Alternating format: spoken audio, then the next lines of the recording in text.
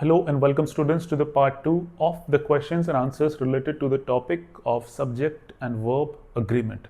Subject का verb के साथ या फिर वर्ब का सब्जेक्ट के साथ किस तरह से एग्रीमेंट होता है ये हमने देखा था पार्ट फर्स्ट में। अब पार्ट 2 में कुछ और क्वेश्चंस करेंगे जिनसे हमें अलग अलग कॉन्सेप्ट्स का पता चलेगा, अलग अलग रूल्स एंड रेगुलेशंस का पता चलेगा कि सब्जेक्ट वर्ब अग्रीमेंट के टॉपिक से रिलेटेड क्वेश्चंस को सॉल्व करते समय हमें किन किन रूल्स का ध्यान रखना चाहिए।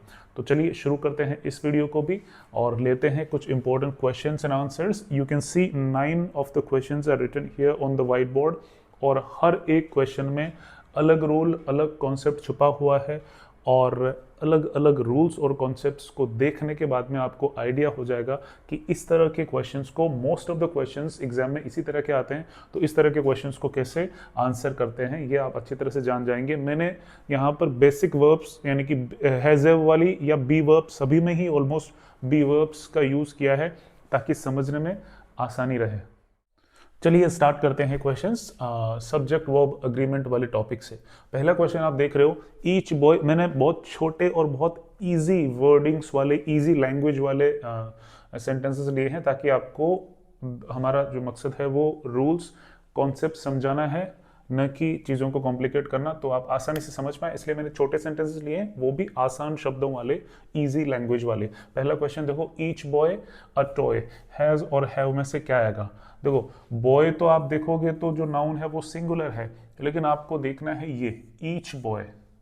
बहुत सारे बॉयज हैं, उनमें से हर एक लड़के के पास में टॉय है, तो सेपरेटली हर एक लड़के की बात कर रहे हैं। और जब ईच यूज होता है नाउन से पहले तो उसके साथ में सिंगुलर वर्ब यूज होती है जो कि इसमें है has. Each boy has a toy. तो आप इससे भी ज्यादा यहां ध्यान दें, ईच का ईच जब आएगा, ईच एवरी मतलब सेपरेट करने वाला कोई वर्ड जब आएगा तो आप हैज का यूज करोगे। फिर आप देखो पीपल वेटिंग, तो पहला तो ईच वाला रूल है, ईच एवरी वाला रूल, और ये जो पीपल है दूसरा वाला जो सेंटेंस है इसमें कौन सा कॉन्सेप्ट लागू हो रहा है? इसमें लागू हो रहा है कॉन्सेप्ट कि ऐसे वर्ड्स जो यहाँ पर नाउन्स बन के आते हैं और सब्जेक्ट का काम करते हैं, दिखने में वो सिंगुलर दिखते हैं, दिखने में भले ही वो सिंगुलर दिखते हैं, फॉर्म उनकी सिंगुलर जैसी लगती है, लेकिन एक्चुअल में वो प्लूरल होते हैं। पीपल प्लूरल है, बहुत सारे लोगों के लिए यूज किया जाता है, सिंगुलर ये है नहीं, तो प्लूरल वर्ब, प्लूरल नाउन के लिए प्लूरल ही वर्ब यूज होगी। पीपल बी वर्ब में से is am are was verb. मैंने आपको पहले बताया था कि जहाँ इज हो सकता है वहाँ वॉज भी हो सकता है, जहाँ आर हो सकता है वहाँ वर्ब भी हो सकता है। हमको फोकस करना है एग्जाम्पल्स में, सॉरी उसमें ऑप्शंस में, एग्जाम में ऑप्शंस में क्या दे रखा है उस पे इज और वॉज दोनों ऑप्शंस में नहीं देंगे आपको। तो फिलहाल पीपल इज वेटिंग या आर वेटिंग? आर वेटिंग, क्योंकि ये वर्ड दिखने में सिंगुलर है लेकिन एक्चुअल में ये प्लूरल है। द कैटल ग्रेजिंग, एग्जैक्टली ऐसे के ऐसे ही द कैटल ग्रेजिंग। कैटल दिखने में सिंगुलर है लेकिन कैटल बहुत सारे एनिमल्स के लिए बोला जाता है, एक ग्रुप ऑफ एनिमल्स के लिए बोला जाता है। तो the cattle are grazing, the cattle are grazing. अगर कहीं आपको इसका मीनिंग पता नहीं हो तो आप उसमें सिंगुलर वर्ब कर दो। बाकी कैटल बहुत ही इजी वर्ड है, आपने छोटी क्लासेस में ही पढ़ लिया होगा। The cattle are grazing. Mukesh with his 4 friends going, इसमें बी वर्ब का यूज करना है। अब ये काफी इंपॉर्टेंट क्वेश्चन है, किस लिहाज से कि इतना बड़ा नाउन फ्रेज आया है, मुकेश विद हिज 4 फ्रेंड्स। ये पूरा का पूरा नाउन फ्रेज है, फ्रेजेस आपने पढ़े होंगे, ये पूरा का पूरा नाउन फ्रेज है। इसमें आपको ये नहीं देखना है कि फ्रेंड्स, 4 फ्रेंड्स के लिए मैं प्लूरल नाउन लगा दूं।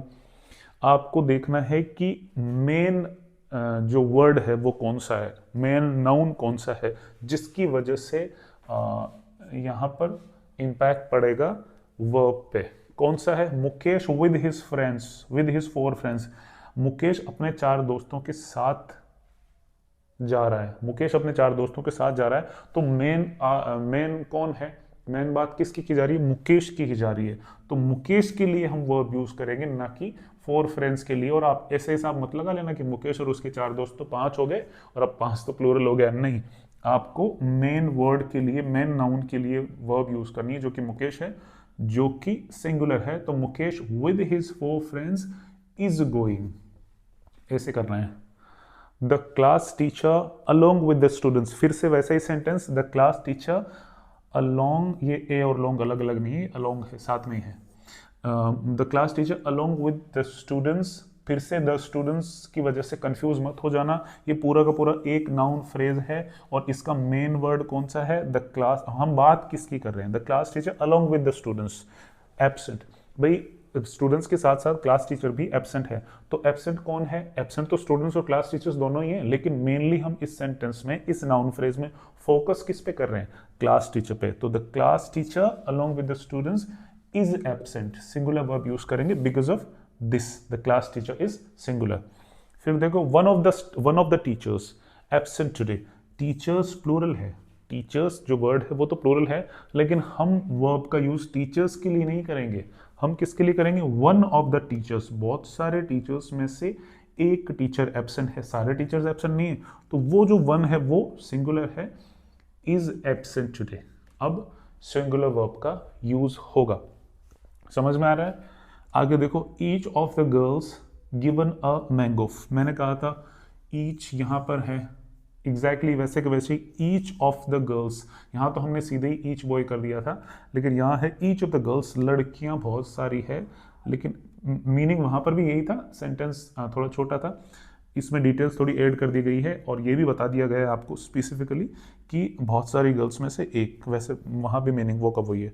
Each of the girls given a mango, each of the girls, लड़कियां बहुत सारी है, लेकिन उनमें से सभी को मैंगोज दे रहे हैं, फिर भी हम प्लूरल वर्ब यूज नहीं करेंगे, इसलिए नहीं करेंगे कि we are talking about each of the girls separately, हर एक लड़की को मैंगो दिया गया उसकी हम बात कर रहे हैं, पर्टिकुलराइज कर रहे हैं, उसको सेपरेट कर रहे हैं, इसलिए सिंगुलर वर्ब का यूज करेंगे। Each of the girls is given a mango, each of the girls is given a mango, ये आपको दिया ही इसलिए गया है कि आप गर्ल्स को देख के कंफ्यूज हो जाओ और प्लूरल वर्ब यूज कर लो, जो कि हर कोई कंफ्यूज हो सकता है, लेकिन आपको नहीं होना, क्योंकि अब आपको ये वाला कॉन्सेप्ट पता चल गया है। फिर देखो 8,000 रुपीज, तो जैसे ही आप देखोगे 8,000 रुपीज, तो आपको लगेगा कि 8,000 रुपीज तो प्लूरल होता है, और मैं यहाँ पर प्लूरल वर्ब यूज कर दूं, जो कि आपको नहीं करना है, क्योंकि it is a sum of amount, a sum of amount, ये एक राशि है 8,000 रुपीज, जो कि सिंगुलर मानी जाएगी। 8,000 रुपए का जो अमाउंट है वो एक अमाउंट है, उसको सिंगुलर कंसिडर किया जाएगा और सिंगुलर ही वर्ब यूज की जाएगी। 8,000 रुपीज इज द एग्जामिनेशन फी, और आप पीछे देखो फी, ये खुद एक सिंगुलर है, प्लूरल तो फीस होता है singular. 8,000 rupees, because of it's a sum of amount, that is why it will be considered as a singular noun phrase and singular verb will be used। 8,000 rupees is the examination fee। फिर last आप देखें, the United Arab Emirates far from here, UAE जो country है, UAE नाम इसका देखने में, United states of America, United Arab Emirates, दिखने में फिलीपाइंस, एमिरेट्स प्लूरल दिख रहा है दिखने में, लेकिन क्योंकि एक कंट्री है इसलिए इसको सिंगुलर कंसीडर करेंगे। The United Arab Emirates is far from here, be verb use करेंगे, इज फार फ्रॉम हियर। तो आपने देखा कि दिखने में आपको सेंटेंस में ऐसा लगता है कि जो नाउन है या नाउन फ्रेज है वो प्लूरल दिख रहा है, लेकिन उसको सिंगुलर कंसीडर किया जाएगा क्योंकि वो एक्चुअल में है ही सिंगुलर। या कुछ वर्ड्स में आपको ऐसा दिखेगा जैसे ये कैटल है, पीपल है, वो सिंगुलर है लेकिन एक्चुअल में वो प्लूरल होता है, तो प्लूरल वर्ब लगाई जाएगी।